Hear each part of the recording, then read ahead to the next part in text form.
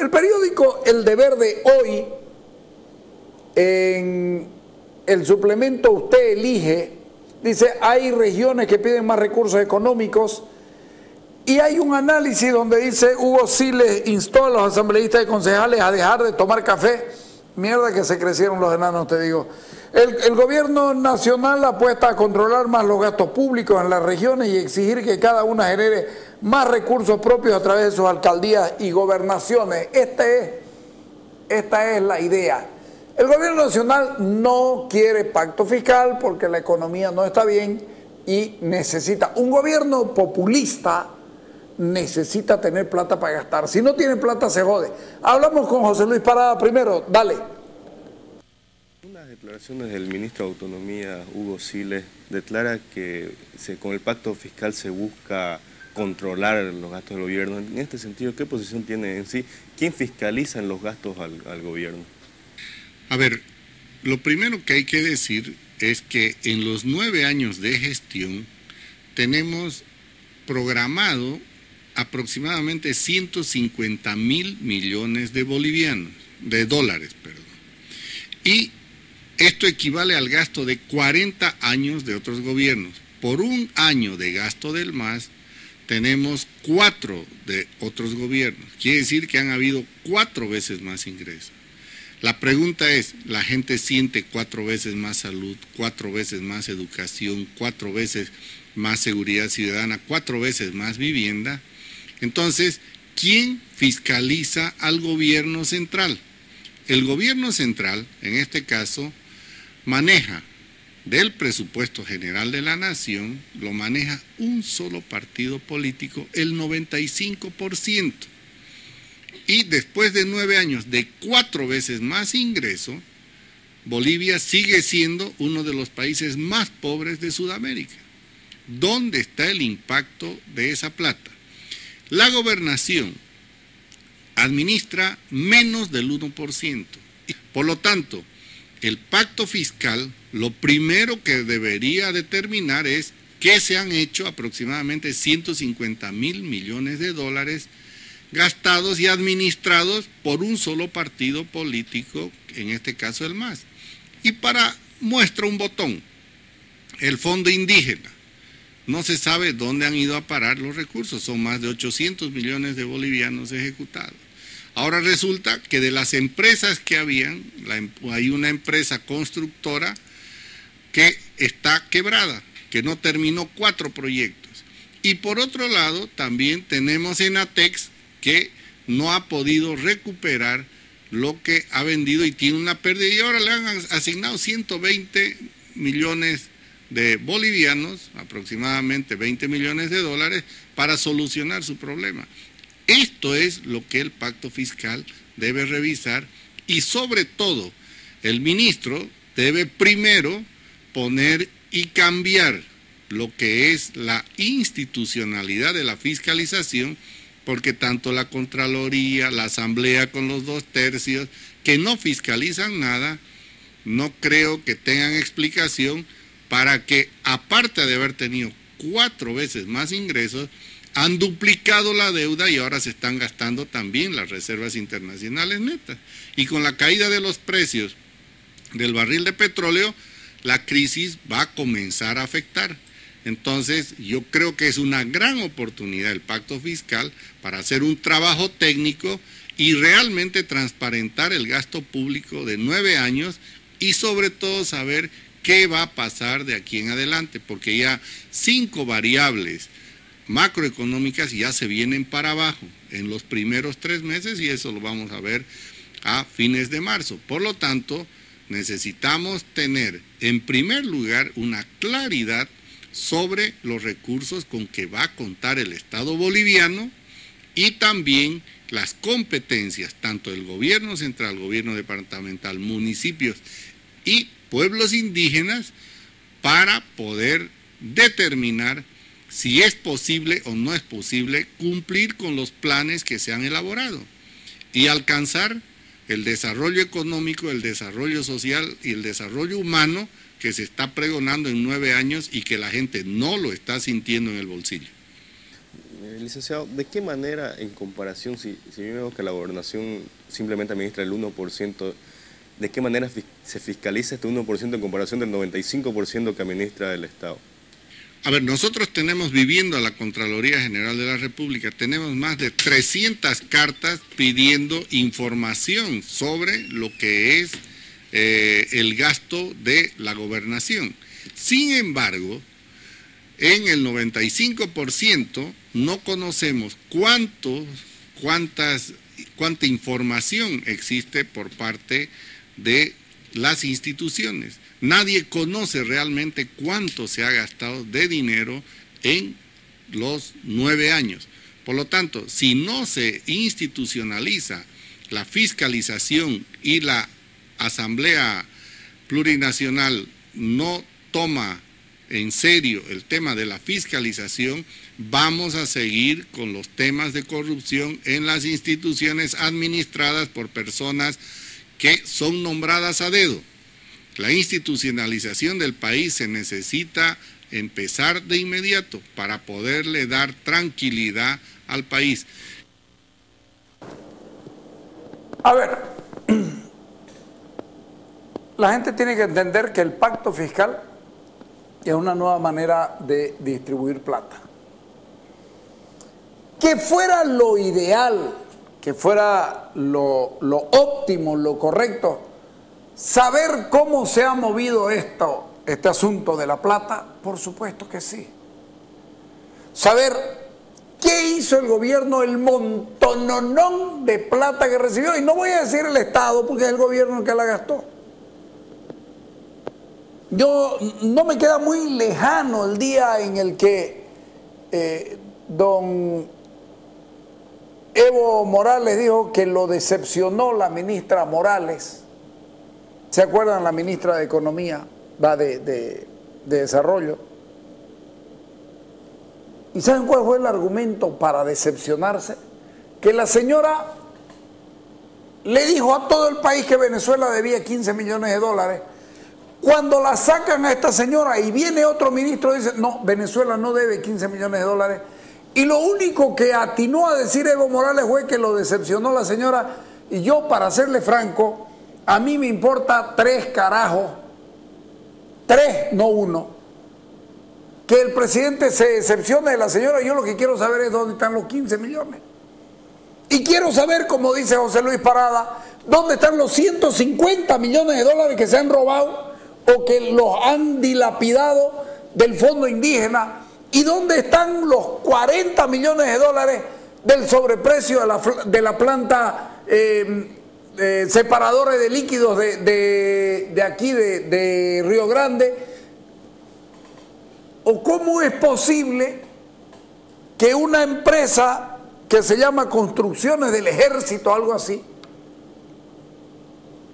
diga, bueno, ¿sabes qué? Quebramos y nos fuimos. ¿Y el daño?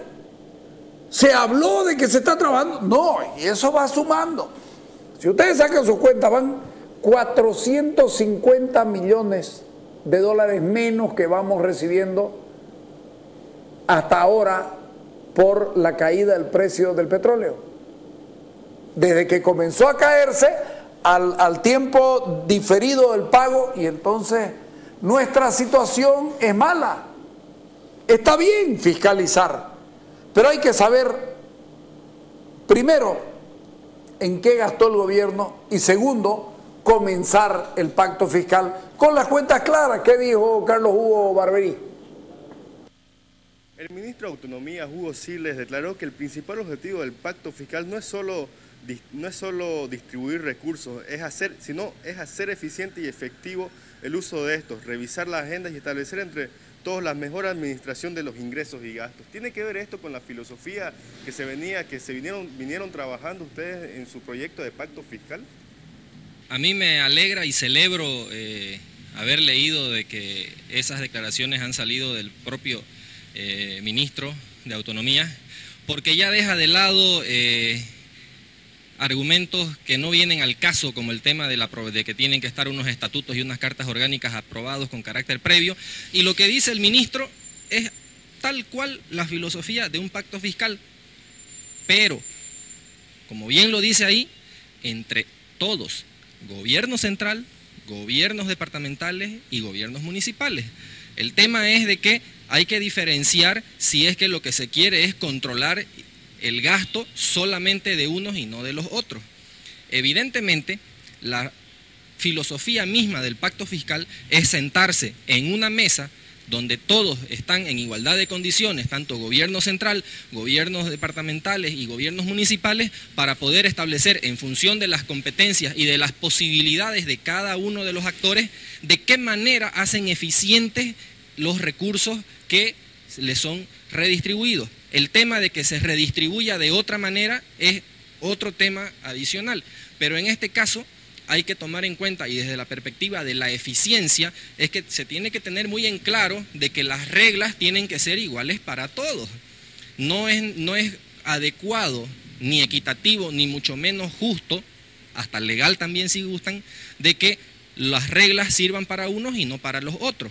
Entonces, si vamos a tener unos límites establecidos para el gasto corriente, tiene que ser límites para gobiernos departamentales, gobiernos municipales y gobierno central.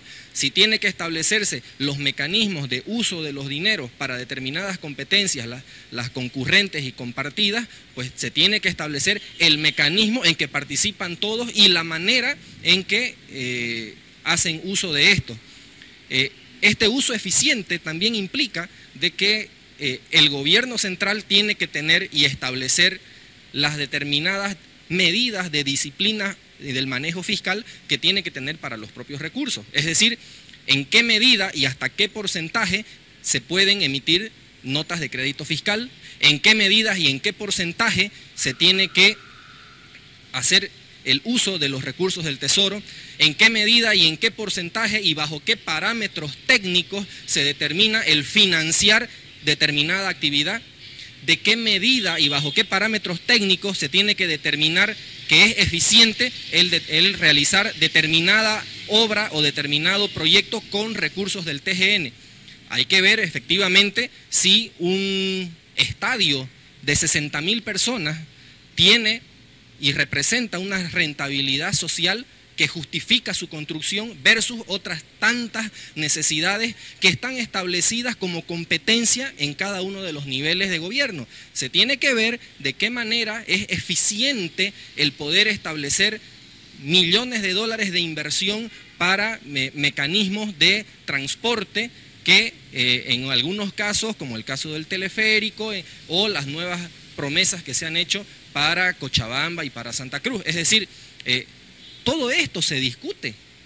Entonces, cuando se habla de hacer eficiente, se habla de hacer eficientes, pero las reglas para todos, de tal manera de que el aporte que hace cada una de los niveles de gobierno pues corresponda y vayan en línea en las competencias que están asignadas y por ende de esta manera se va a hacer un uso eficiente en todos los niveles y para cada tipo de niveles competenciales. Una forma muy errónea de ver el pacto fiscal como lo está viendo el gobierno en estos momentos, más que todo de controlar a los municipios y a las gobernaciones y de que ellos generen sus propios recursos para eso. Pero es que esa es una contradicción porque me pregunto yo, y traspaso la pregunta a quienes formulan esas hipótesis, ¿qué recursos como tal pueden generar las entidades territoriales autónomas como las gobernaciones y los municipios si prácticamente no pueden legislar absolutamente nada en materia de recaudaciones porque prácticamente y absolutamente todo ya está centralizado en impuestos nacionales que posteriormente son coparticipables? Entonces es difícil, prácticamente imposible, ¿no? De que puedan generar sus propios ingresos porque no tienen capacidad de legislación tributaria y adicionalmente es poco el chance que se tiene para la creación de empresas públicas, porque también el tema de empresas públicas está también copado y centralizado en el nivel central. Entonces no veo de dónde pueda caber esta idea si está todo ya copado. Hay un tema, que bien, Carlos Hugo, en su explicación. Hay un tema que, sobre esta cuestión impositiva, que ahorita José Luis Parada va a hablar, pero en ese proyecto de estatuto que nos entregó don Rubén Costa el día domingo en El Abogado del Diablo, hay atisbos sumamente interesantes que, les voy a ser sincero, exprofesamente no los he mostrado para que no parezca que uno le está haciendo publicidad y que además hay que debatirlo y discutirlo, vamos a traer gente, vamos a hablar de eso. Este año va a ser un hermoso año para nosotros porque tenemos un montón de cosas en las que podemos conversar. En su momento lo traeremos a Gary, lo traeremos a Reimi, que para mí fueron los dos mejores candidatos al municipio, lo traeremos a Rubén Costa para preguntarle, espero que venga, para preguntarle sobre el estatuto o a la gente que trabajó con él. Les digo, hay cosas, va a ser un buen año, va a ser movido, por supuesto, para nosotros también, ni se diga, pero va a valer la pena. José Luis Parada, le preguntamos, oye viejo, dice el ministro que ustedes no cobran nada, no recuperan nada, no generan dinero, que ahí tenían la cuestión minera, no hicieron nada. A ver, ¿qué dijo José Luis Parada? El ministro también tocó un tema de que Santa Cruz no había aprovechado el tema minero. ¿Cómo vamos a aprovechar el tema minero si le pusieron trabas y yacimientos a entregar gas al proyecto del Mutún con la Jindal, que hizo que no tengan 5 millones de BTU? Claro, como el precio estaba alto, les interesaba más tener la plata y no la industrialización de lo que era el Mutún. Y cuando el ministro habla de que se debería cobrar en minería, a nivel nacional las leyes están cobrando solo el 3.5% del total de la producción de minerales, porque ahí tienen mucha fuga en lo que son los pagos. Directamente deberían subir por lo menos a un 11% o llegar a lo que se establece en los hidrocarburos, 50%, pero no puede ser que el sector minero, el principal sector de exportación, esté pagando 3.5% de impuestos, porque el impuesto no llega a más de 1.000 millones de bolivianos en el año. Eso quiere decir que no está pasando de 150 millones de dólares. Entonces, que primero el ministro revise cuánto pagan los mineros, todo el sector minero público, privado, cooperativistas y también el comunitario, porque hay muchos comunitarios que tienen minas, y después se ponga a controlar también lo que es conjuntamente la actividad minera en Santa Cruz, y estése seguro que nosotros hemos subido aproximadamente el doble de lo que es la cobranza en lo que es el tema minero. Por lo tanto, si hubiera sido de la misma manera en el país, estaríamos mejor y no estaríamos con los problemas que ahora sí se presentan, porque cuando el estaño estaba a 14, después bajó a 12, después bajó a 10 y ahora en 7.60, seguramente alguien tiene que subvencionar la minería, pero que no sea el pueblo boliviano, sino aquellos que en 9 años se beneficiaron de los precios altos. Son temas más que interesantes, de verdad, va a ser un añango.